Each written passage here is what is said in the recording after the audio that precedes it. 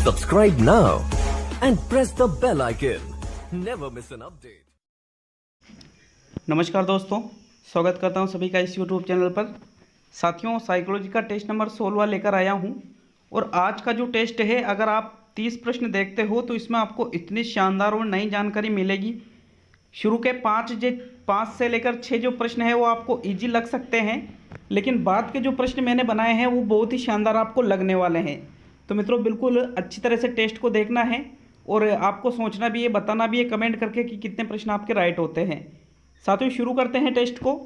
ये जो टेस्ट है ये रीट के लिए, सी टेट के लिए, आर्ट और फिर आपके यूपी टेट के लिए, एमपी टेट के लिए या अन्य कोई सी भी परीक्षा हो उसके लिए जो साइकोलॉजी आती है अगर उस परीक्षा में, तो ये टेस्ट बहुत ज़्यादा इम्पोर्टेंट रखता है। साथियों, शुरू करते हैं। पहला प्रश्न है, छात्रों में चोरी करने की आदत को दूर किया जा सकता है। बालकों को पारितोषिक देकर, उदाहरण देकर, ताड़ना देकर या सजा देकर। तो मित्रों, इसका राइट आंसर बताइए। इसका राइट आंसर आता है उदाहरण देकर। साथियों, सजा देकर आप चोरी करने की आदत को दूर नहीं कर सकते। ताड़ना मतलब उनके ऊपर गुस्सा निकाल कर, ये भी गलत है। पारितोषिक देकर, अब यहाँ पर आप चोरी करने पर इनाम थोड़ी दोगे क्या इनाम कि भाई हाँ। तो मित्रों, यहाँ उदाहरण देकर सबसे बढ़िया आंसर रहेगा इसका कि आप बालकों को उदाहरण देकर चोरी करने की आदत को दूर कर सकते हो। नेक्स्ट दूसरा प्रश्न देखेंगे। साथियों, सेकंड प्रश्न है, दैनिक पाठ योजना का निर्माण किस सिद्धांत पर आधारित होता है? प्रयास एवं त्रुटि का सिद्धांत, अनुबंधन का सिद्धांत, गेस्टाल्टवादी सिद्धांत या पुनर्बलन का सिद्धांत। तो साथियों, इसका राइट आंसर बताइए। राइट आंसर है गेस्टाल्टवादी सिद्धांत।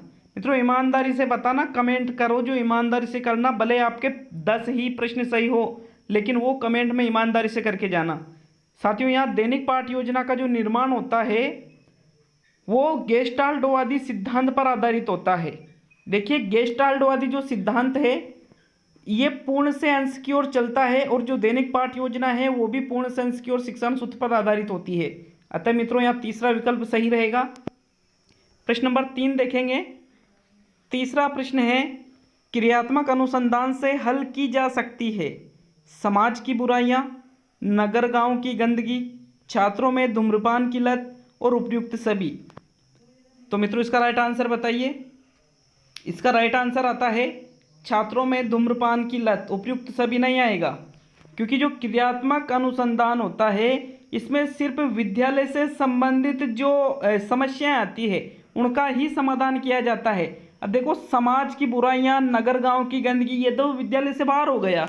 इसलिए मित्रों, यहाँ ये दोनों ऑप्शन गलत है और इसलिए ये चौथा भी गलत है। छात्रों में धूम्रपान की लत ये विद्यालय से संबंधित समस्या है। तो मित्रों, यहाँ क्रियात्मक अनुसंधान के माध्यम से आप छात्रों में धूम्रपान की लत को दूर कर सकते हो। तीसरा विकल्प सही है। प्रश्न नंबर 4 देखते हैं। चौथा प्रश्न है, ऐसे बालक जो दोनों हाथों से एक समान गति से कार्य कर सके कहलाते हैं? सर्जनशील बालक, एम्बिडेक्टर्स बालक, सिफेलोकोडल बालक या एप्रेसिया बालक। तो साथियों, इसका राइट आंसर है, बताइए एक बार आप।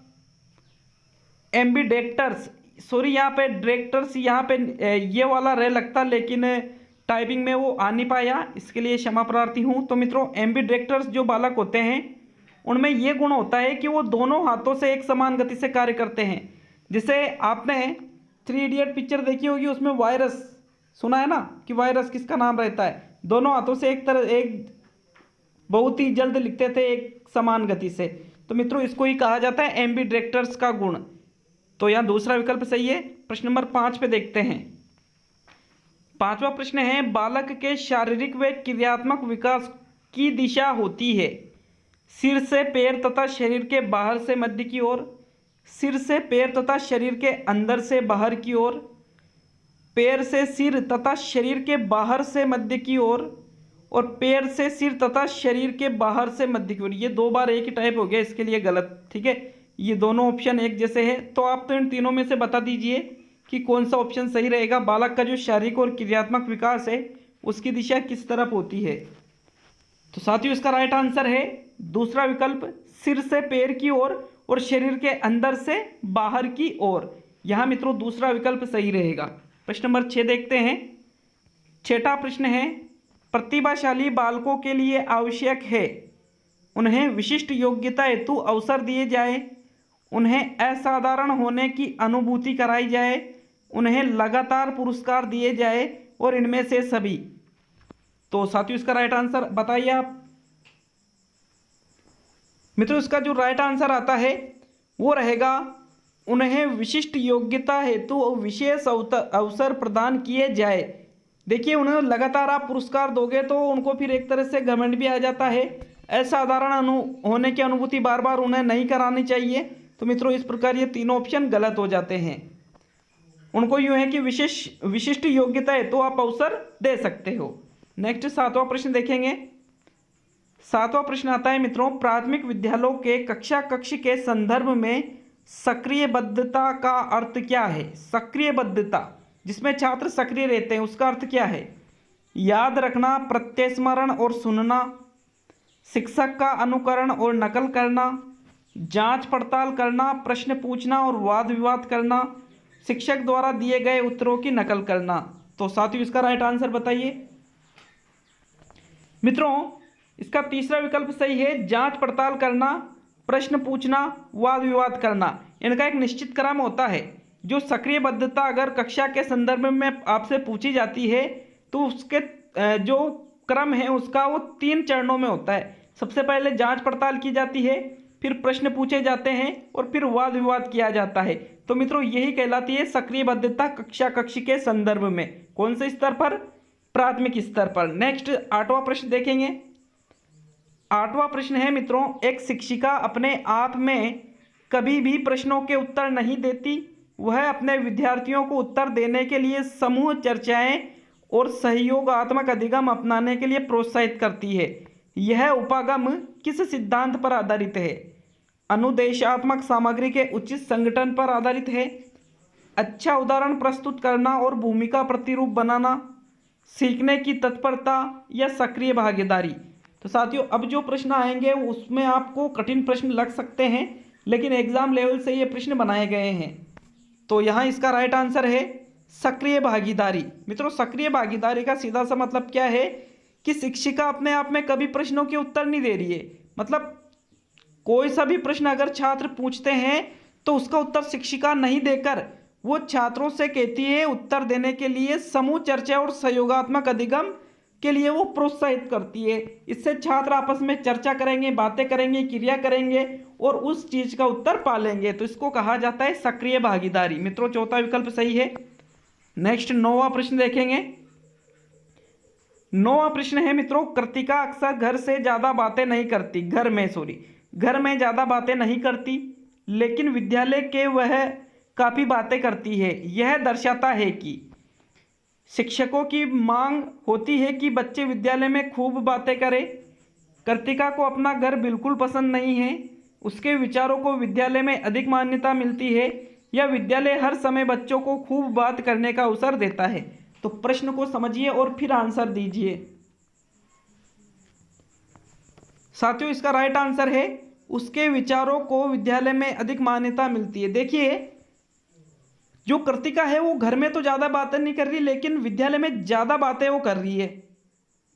अब इसका सीधा सा मतलब क्या है कि उसके जो विचार है घर में कोई इंपॉर्टेंट नहीं देता है उसकी बातों को, लेकिन उन्हीं बातों को विद्यालय में ज्यादा इंपॉर्टेंस मिलता है, इसलिए वो वहां पर बोलती है। तो मित्रों यहाँ तीसरा विकल्प सही है। प्रश्न नंबर 10 देखेंगे।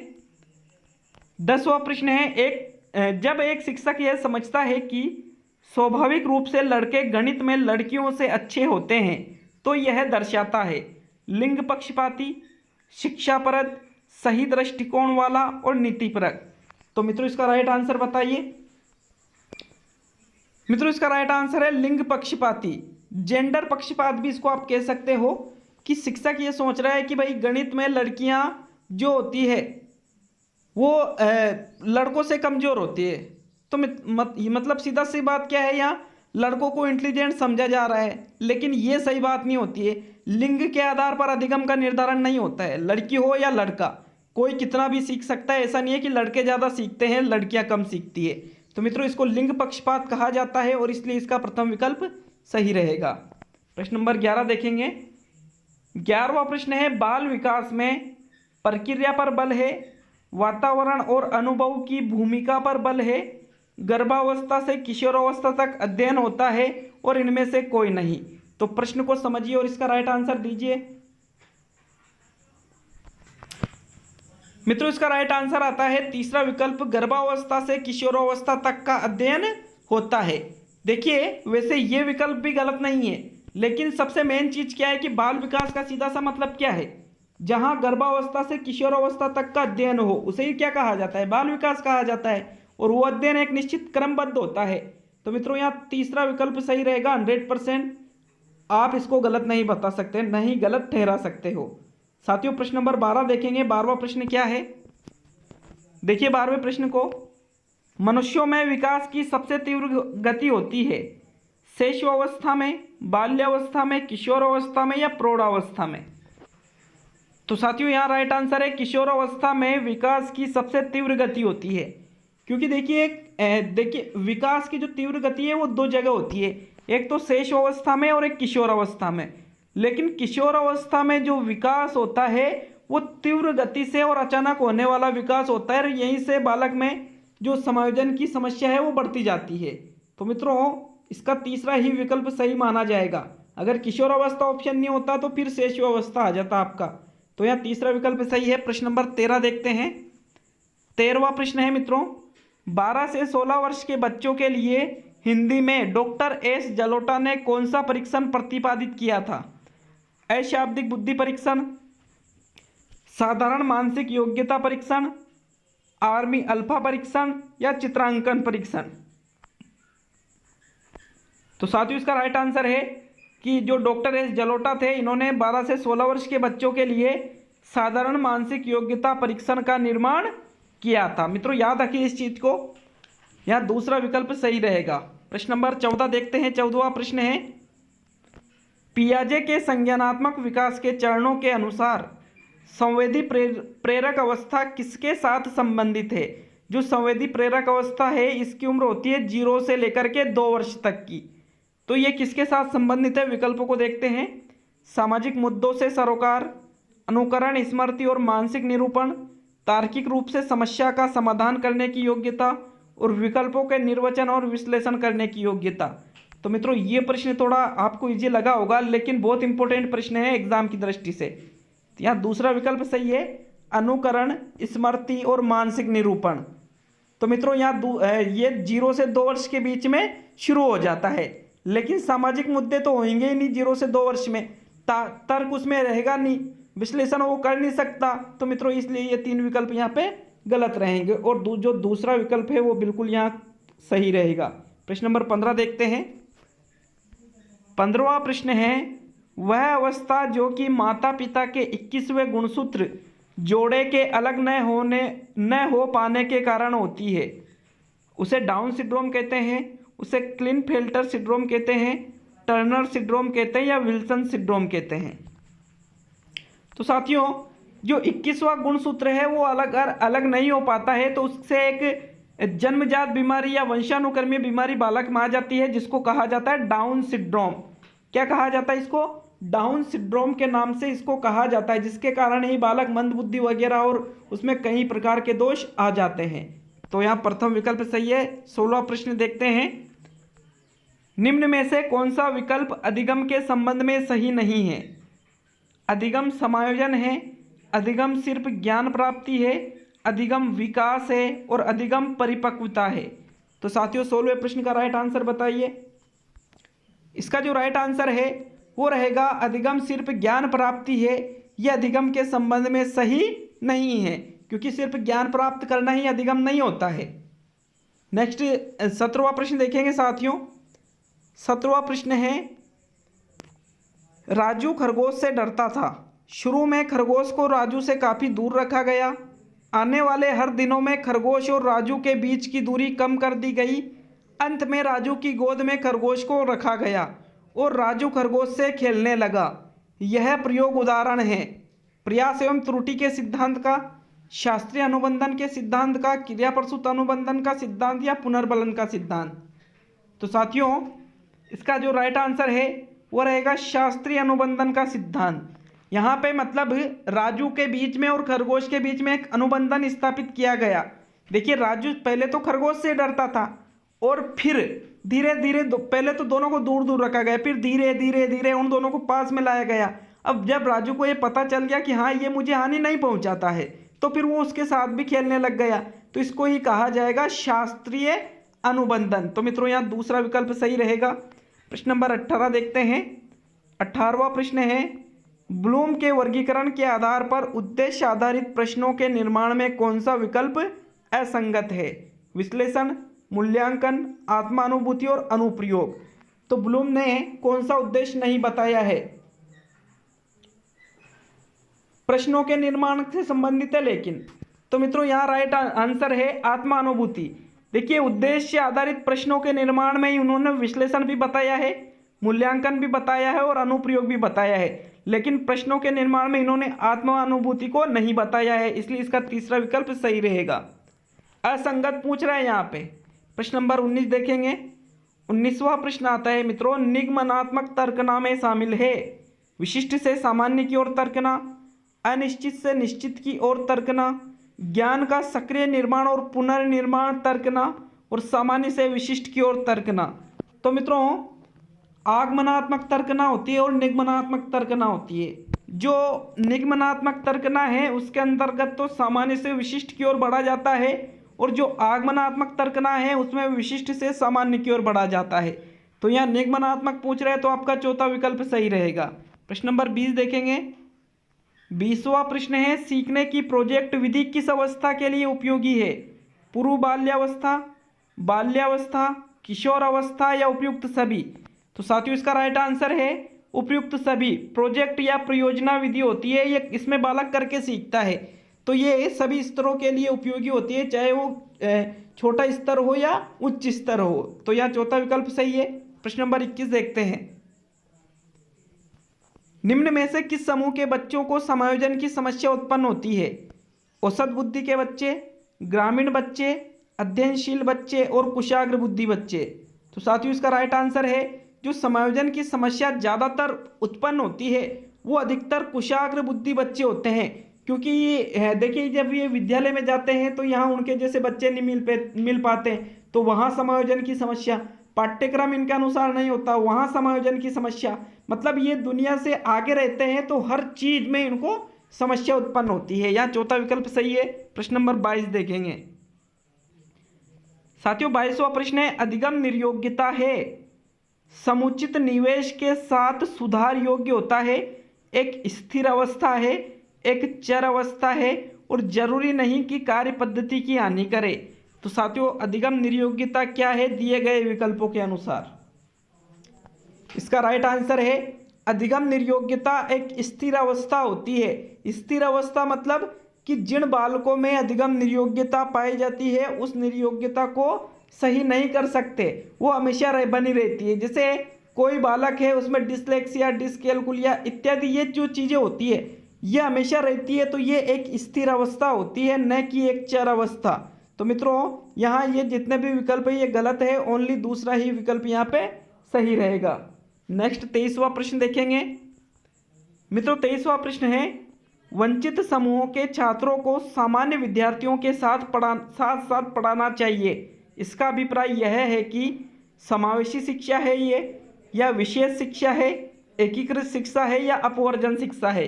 तो एक एक प्रश्न बहुत इंपॉर्टेंट है, एग्जाम में आपको बिल्कुल ऐसे ही प्रश्न देखने को मिल सकते हैं। तो मित्रों यहाँ राइट आंसर है समावेशी शिक्षा इसको कहा जाता है, कि जो वंचित बालक होते हैं यदि आप उनको भी सामान्य बालकों के साथ पढ़ाते हो तो उसको क्या कहा जाता है? समावेशी शिक्षा कहा जाता है। मित्रों प्रथम विकल्प सही है। प्रश्न नंबर 24 देखेंगे।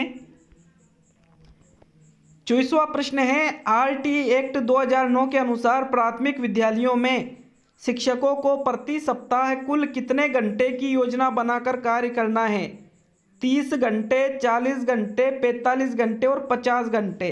तो मित्रों ये तो सभी को याद होना चाहिए कि प्रति सप्ताह कुल घंटे प्राथमिक विद्यालयों में पूछे तो आपका आंसर रहेगा 45 घंटे। तीसरा विकल्प यहाँ पे बिल्कुल सही है। प्रश्न नंबर 25 देखेंगे। 25वां प्रश्न है, ब्रेल लिपि का प्रयोग निम्न में से किनके लिए किया जाता है? शारीरिक निशक्त बालकों के लिए, दृष्टि बाधित बालकों के लिए, वाचन बाधित बालकों के लिए, या इनमें से कोई नहीं?